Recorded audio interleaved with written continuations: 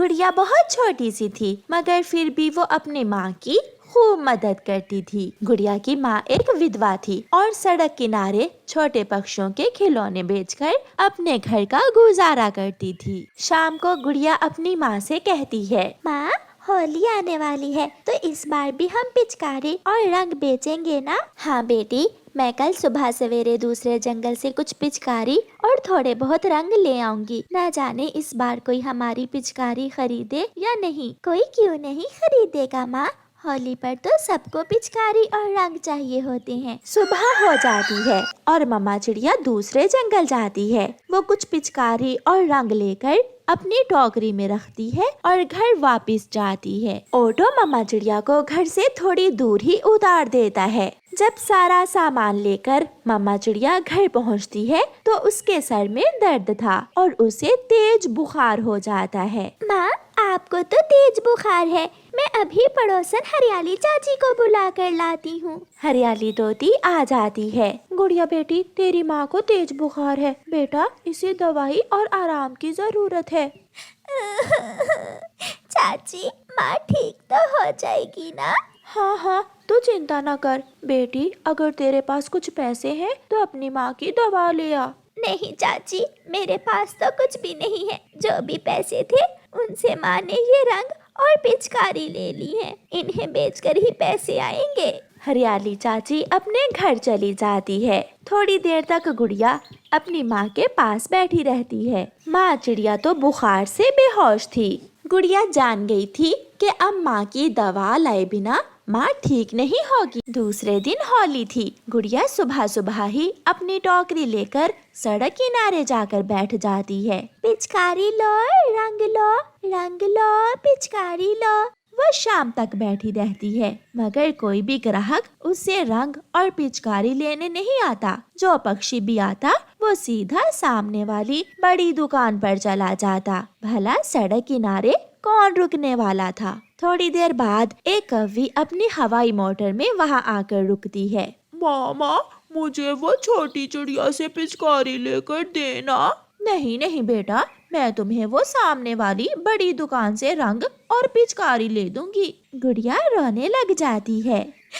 Ma'am जी, आप अपने बेटे को मुझसे ही रंग और पिचकारी ले दें। देखें, मेरी पिचकारी बहुत अच्छी है। गुड़िया की आंखों में आंसू देखकर गौरी कौवी वहाँ रुक जाती है। अरे अरे, तू तो रोने ही लग गई। अच्छा लाओ, दे दो। फिर गौरी कौवी अपने बेटे जग्गू को एक पिचकारी और रंग ले देती है और अपनी हवाई मोटर में बैठकर वहाँ से चली जाती है। ये पैसे तो बहुत थोड़े हैं, मैं इन पैसों से माँ की दवा कैसे लूंगी? बैठे बैठे गुड़िया को अंधेरा होने लगता है। अब तो सभी पक्षी भी अपने अपने घरों को चले गए थे। एक गुड़िया ही वहाँ थी जो अभी भी आस लगाए बैठी थी कि शायद कोई उससे रंग और पिचकारी खरीद ले। वहाँ एक दुष्ट उल्लू आ जाता है जो गुड़िया को तंग करने लगता है। अकेली क्यों बैठी हो चिड़िया? क्या मैं भी तेरे साथ यहाँ बैठ जाऊँ?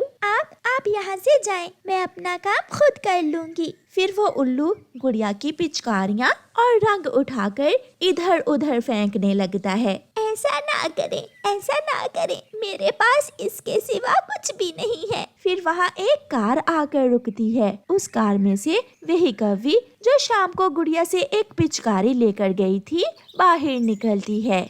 उसे देखते ही उल्लू वहाँ से भाग जाता है। मैं अपने बेटे के लिए आइसक्रीम लेने जा रही थी और तुम्हें देखा तो मैं रुक गई। तुम अभी तक घर क्यों नहीं गई हो? मैं घर कैसे जाऊँ? मेरी माँ बहुत बीमार है, तेज बुखार है और ये सामान बेचकर ही माँ की दवा के पैसे आएंगे। ये सुनकर गौरी को उस चिड़िया पर बहुत दया आती है। चुप कर जाओ बेटी, मैं तुम्हारी मदद करूंगी। लाओ अपना ये सामान मेरी गाड़ी में रखो और मेरे साथ चलो।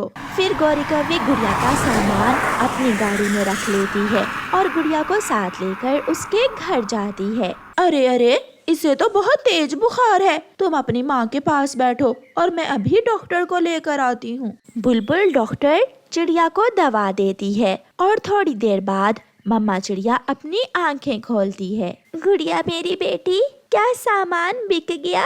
हाँ माँ, मैंने होली का सामान बेच दिया है। गुड़िया बेटी, आप दोनों माँ बेटी मेरे साथ मेरे घर चलो और जब तक आपकी मम्मा ठीक नहीं हो जाती आप मेरे पास ही रहना। फिर गौरी कव्वी मम्मा चिड़िया और गुड़िया को अपने साथ ले जाती है। ऐसे गौरी कव्वी चिड़िया और उसकी बेटी की मदद करती है। प्यारे दोस्तों, इस कहानी को लाइक, अपने दोस्तों के साथ शेयर और चैनल को सब्सक्राइब करना बिल्कुल मत भूलना। आपका धन्यवाद। प्यारे दोस्तों, आप सबको हमारी तरफ से हैप्पी होली और होली की शुभकामनाएं। गुड़िया जल्दी करो, अब गुल्लक तोड़ भी दो। कुकू, इस गुल्लक में सारे पैसे मैंने जमा किए हुए हैं, फिर तुम्हें गुल्लक तोड़ने की इतनी बेचैनी क्यों है? क्या मेरी बहन मुझे अपने पैसों से होली मनाने के लिए चीजें नहीं लेकर देगी? अच्छा, तो इसीलिए तुम कल से मुझे बहुत प्यार से बुला रहे हो। मम्मा चिड़िया जो नदी पर गई हुई थी वो भी घर आ जाती है। कुकू बेटा, पिछली बार होली पर आप घर से बहुत दूर चले गए थे। इस बार ऐसा न करना। अपनी बहन के साथ घर के पास पास ही रंगों से खेल लेना। मम्मा, क्या मैं अपना गुल्लक तोड़ लूं और फिर हम बहन भाई अपने लिए होली की चीजें ले आए? हाँ बेटी, इसमें मुझसे पूछने की क्या जरूरत थी? ये पैसे तो आप पूरा साल जमा करती हो और हर बार होली से एक दिन पहले ही तो आप अपना गुल्लक तोड़ती हो। गुड़िया अब तो तोड़ो ना अपना गुल्लक। 1, 2, 3। और फिर गुड़िया जोर से अपना गुल्लक फर्श पर गिरा देती है, जिसमें से कई सिक्के और कुछ रुपए इधर उधर बिखर जाते हैं। वाह गुड़िया, आपने बहुत पैसे जमा कर रखे थे अपने गुल्लक में। मैं आपकी तरह अपनी पॉकेट मनी फजूल चीजों पर नहीं खर्च करती थी, बल्कि मैं अपने गुल्लक में डाल लेती थी। चलो भाई, अब चाचा कबूतर की दुकान पर जाते हैं। बच्चों, जल्दी घर आ जाना। फिर वो दोनों बहन भाई कबूतर चाचा की दुकान से होली मनाने के लिए कुछ चीजें लेने चले जाते हैं। वो कबूतर चाचा की दुकान पर पहुंच जाते हैं। कबूतर चाचा ने लाल गुलाल, हरे और कई रंगों के गुलाल थालों में सजा कर रखे हुए थे। बड़ी और छोटी पिचकारियां भी, सब कुछ था चाचा कबूतर की दुकान पर। मैं भी इस जंगल में होली का सामान लेने आया था, मगर मेरे पास पैसे नहीं है। क्या आप मुझे अपने पैसे दे देंगे?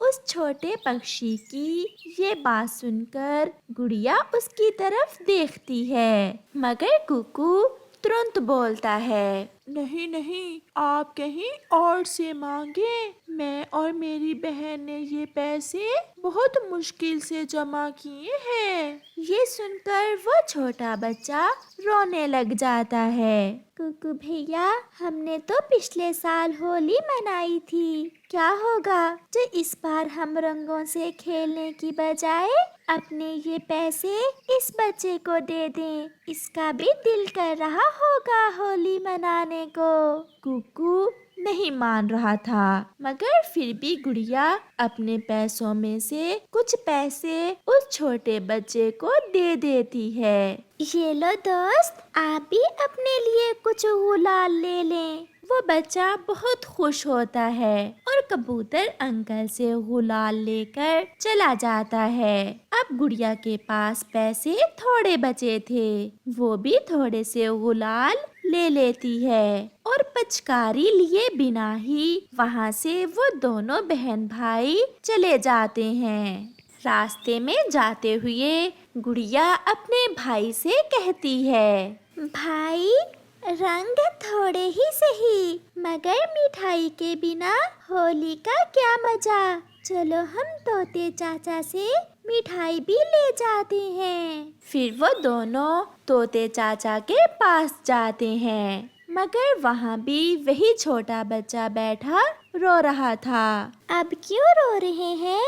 मैंने आपको रंगों के लिए पैसे दे तो दिए हैं। मैंने कभी मिठाई नहीं खाई। क्या बर्फी खाए बिना भी कोई होली मनाता होगा? लो जी, अब ये बच्चा हमारे मिठाई के पैसे भी मांग रहा है। कुकू भाई, ऐसे नहीं करते।